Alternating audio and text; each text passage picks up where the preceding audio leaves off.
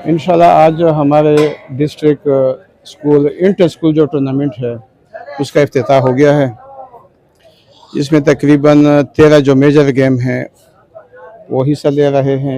Athletics है, उसमें भी बहुत इवेंट्स है। जिम्नास्टिक है, उसमें भी बहुत से इवेंट्स हैं। तो आज बदस्त डीओ साहब ने इफ्तिताह किया है और उम्मीद तो ये है कि ये हमारा टूर्नामेंट 20 दिन तक होगा। काफ़ी टूर्नामेंट है। हमारे तकरीबन 79 स्कूल हैं,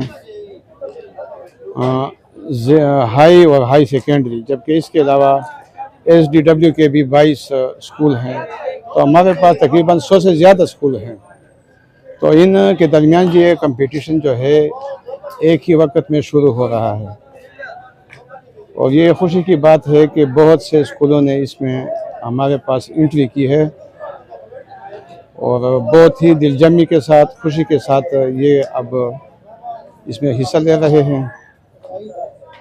मैं जितना भी डीओ साहब है या जितना भी स्टाफ है या जितने भी हमारे प्रिंसिपल साहिबान हैं, इससे भी ज़्यादा अच्छी कारकर्दगी के लिए मेरे पास अब बहुत अच्छी टीम बन गई है। तो इससे ज़्यादा हम अच्छा रिज़ल्ट देंगे।